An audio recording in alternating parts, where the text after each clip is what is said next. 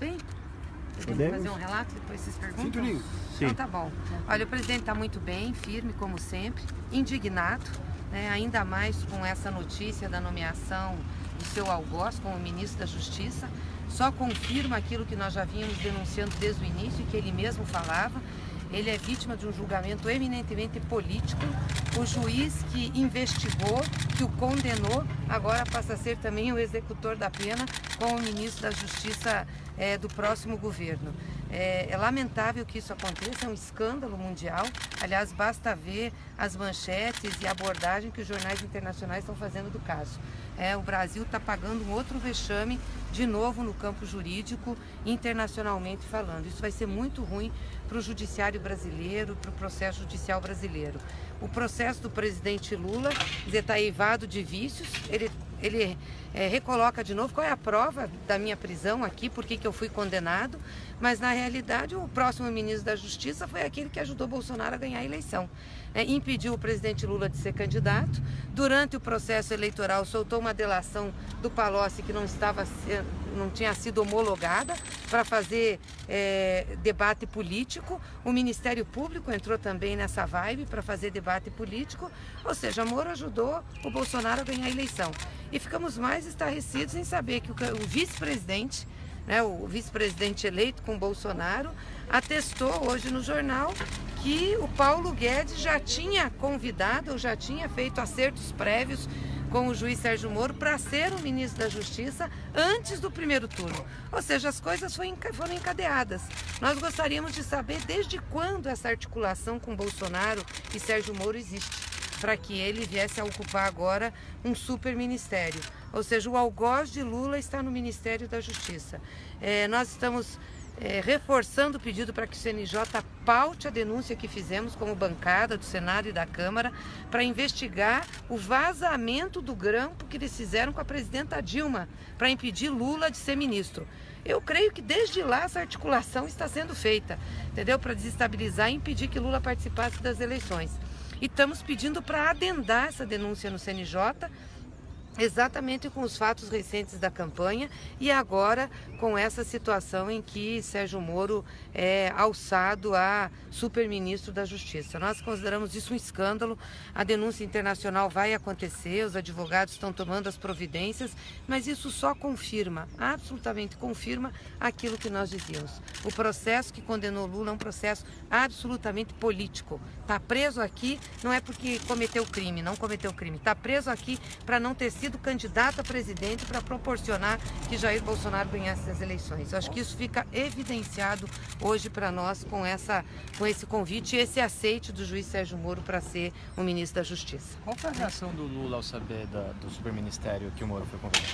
Ele está indignado com isso. Ele disse assim, isso só corrobora aquilo que nós já dizíamos, que meu processo é político. O Moro, ao invés de apresentar uma prova contra mim, aceita ser ministro.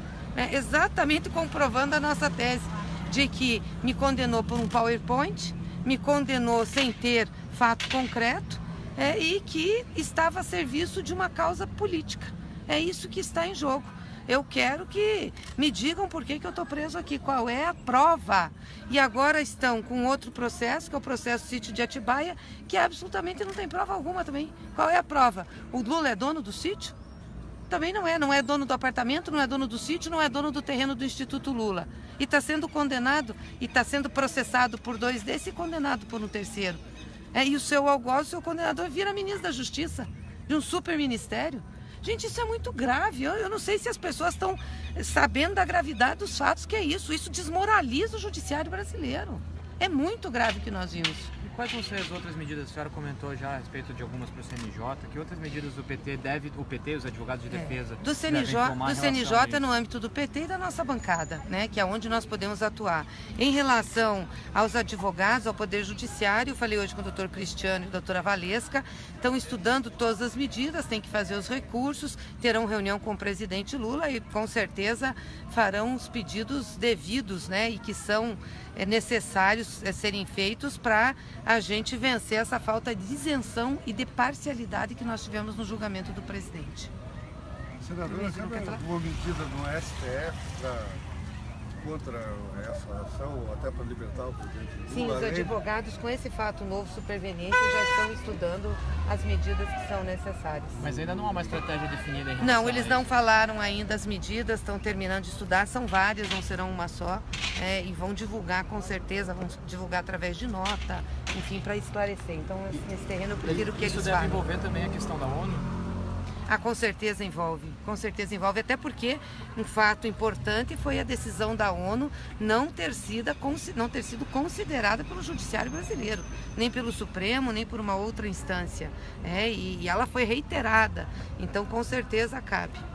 Presidenta, como o partido vai se posicionar agora daqui para frente? Como ele vai trazer militância para Curitiba, para estar na resistência?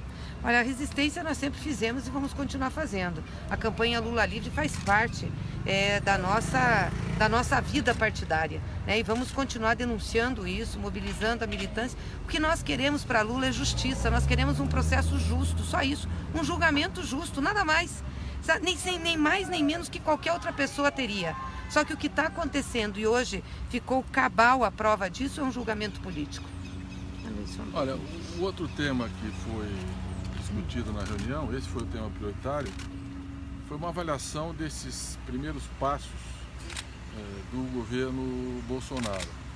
Quer dizer, de um lado, ele repete a estratégia do governo Collor de criar um Ministério da Economia que reúne o Ministério da Fazenda, Planejamento, Orçamento e Gestão e o Ministério de Desenvolvimento, Indústria e Comércio, num único superministério. Qual é o problema desse movimento? É que a experiência mostra que isso dificulta muito a gestão do Estado. O Ministério do Planejamento, além de toda a gestão de pessoal, e hoje está aqui quem era o responsável por essa negociação de todas as carreiras do funcionalismo, negociações salariais, do plano plurianual, da lei de diretrizes orçamentárias, da gestão do orçamento no dia a dia, é quem faz a interface com todos os ministérios do governo. Então você preserva a Fazenda para cumprir a missão essencial dela, que é o quê? A consistência macroeconômica, a responsabilidade fiscal e o crescimento da economia.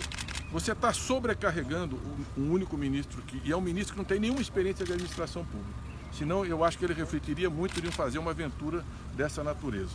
E você está desconstruindo o Ministério da Indústria, que esse mês cresceu menos 1,8%.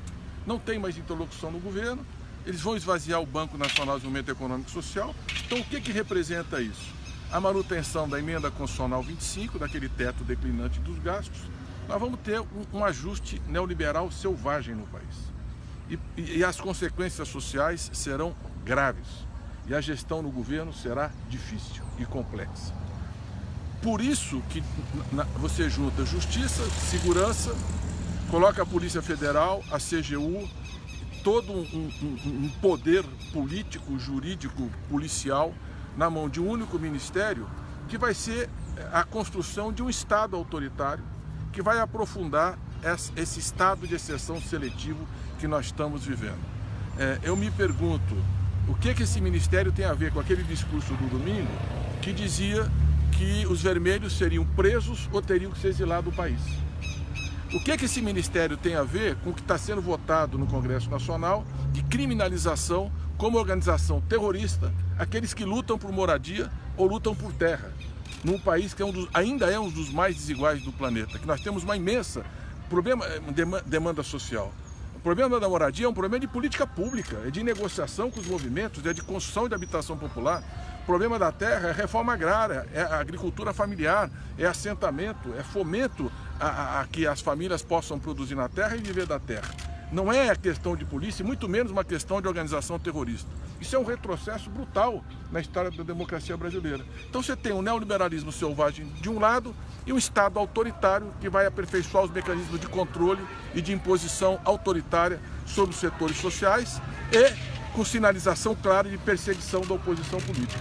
Então isso preocupa muito o presidente, tanto para o futuro da economia e do país, futuro da sociedade, quanto o próprio futuro do Estado Democrático de Direito no Brasil. E como que o PT pretende reorganizar a oposição, considerando toda essa discussão que tem havido com o Ciro e até com outros partidos que normalmente sempre estiveram alinhados mais à esquerda? Nós chegamos com 47 milhões de votos, vencemos mais uma vez, ganhamos as últimas 4 eleições presidenciais, fomos para o segundo turno de novo, com uma votação muito expressiva, E se você olhar que nós somos 147 milhões de eleitores e que o candidato vitorioso teve 57 milhões de votos, 62% dos eleitores brasileiros, quase 62%, não votaram nele. A maioria do povo brasileiro, dos eleitores com direito a voto, não votaram em Bolsonaro. Por isso há uma imensa insatisfação na sociedade. 42 milhões de pessoas votaram nulo, ou votaram em branco ou se abstiveram. Então, além dos 47 milhões de votos que votaram em Fernando Haddad. Então nós temos, e uma parte dos eleitores de Bolsonaro votaram por insatisfação, por essa crise de representação política, votaram inclusive com pouca informação, uma campanha que não teve um debate, que o candidato usou todos os tipos de pretextos para fugir de uma discussão transparente. Eu o conheço há 28 anos, chegamos na Câmara dos Deputados juntos, ele não aguenta debate sobre qualquer matéria relevante nesse país, é por isso que ele fugiu. Então o tempo vai mostrar, infelizmente nós só vamos descobrir isso depois da eleição.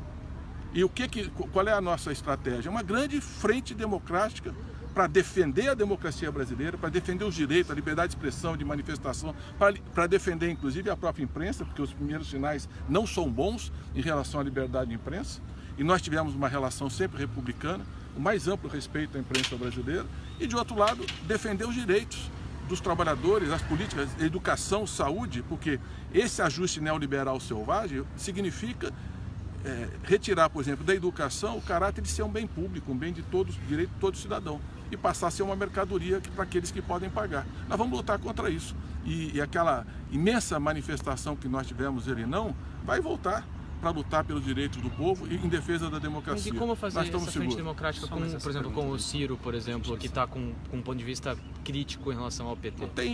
Nós vamos chamar todos aqueles que têm compromisso com a democracia e com a defesa dos direitos. E todos aqueles vão refletir e vão avaliar, e eu não vou discutir casos específicos. E isso inclui, inclusive, partidos normalmente, tradicionalmente rivais, como o PSDB, por exemplo?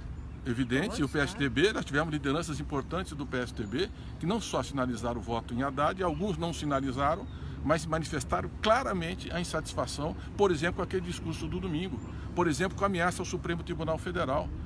O próprio Fernando Henrique Cardoso teve manifestação. O PSDB, que tem uma memória em Mário Covas, Teotônio Vilela, Franco Montoro, esse PSDB seguramente estará conosco na luta democrática. Agora, há um outro PSDB de Dória, que é um PSDB totalmente alinhado com esse governo de extrema-direita, que o mundo inteiro está perplexo, o mundo inteiro está se questionando que caminho é esse que o Brasil está percorrendo.